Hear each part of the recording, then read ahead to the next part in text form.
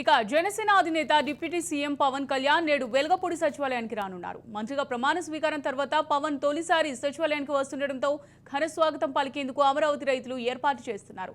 మధ్యాహ్నం 3 గంటలకు తన ఛాంబర్ను ఆయన పరిశీలించనున్నారు. అనంతరం సీఎం చంద్రబాబుతో భేటీ కానున్నారు. రేపు డిప్యూటీ సీఎంగా జనసేనాని బాధ్యతలు స్వీకరించనున్నారు. మరోవైపు రాష్ట్ర ప్రభుత్వం పవన్ కళ్యాణ్కు Y+ భద్రతను కేటాయించింది. ఎస్కార్ట్ బుల్లెట్ ప్రూఫ్ కారును కేటాయించింది రాష్ట్ర ప్రభుత్వం. రైట్ గా ఇదే అంశానికి సంబంధించి మరింత సమాచారం విజయవాడ నుంచి మా ప్రతినిధి శివకుమార్ అందిస్తారు. శివకుమార్,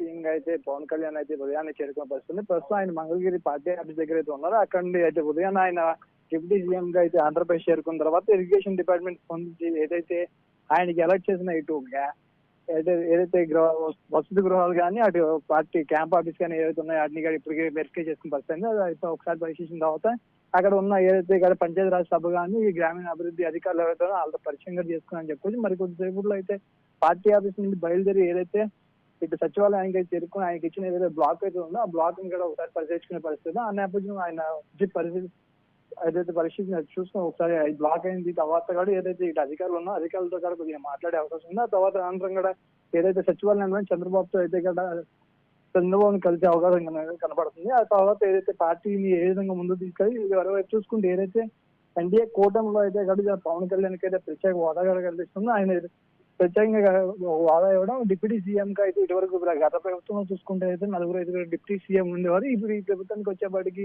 ఒక పవన్ కళ్యాణ్ మాత్రమే డిప్యూటీ సీఎం గా ఉండడం కూడా కలిసే అవకాశం ఉంది. ఈ నేపథ్యంలో ఇప్పుడు జనసేనకు సంబంధించి అయితే అటు పార్టీ కార్యకర్తలు అల్లుగడ్డ సంబరాలుగా చేసుకుంటారు. మరోవైపు సచివాలయానికి వస్తున్న ఎవరైతే పవన్ కళ్యాణ్ ఉన్నారో పవన్ కళ్యాణ్ ఇక్కడ అమరావతి రైతులు ఎవరైతే ఉన్నారో వాళ్ళైతే ఇక్కడ పోస్ట్ ఘన స్వాగతం పలికేందుకు కూడా ఎదురు చూస్తున్న పరిస్థితి కనబడుతుంది.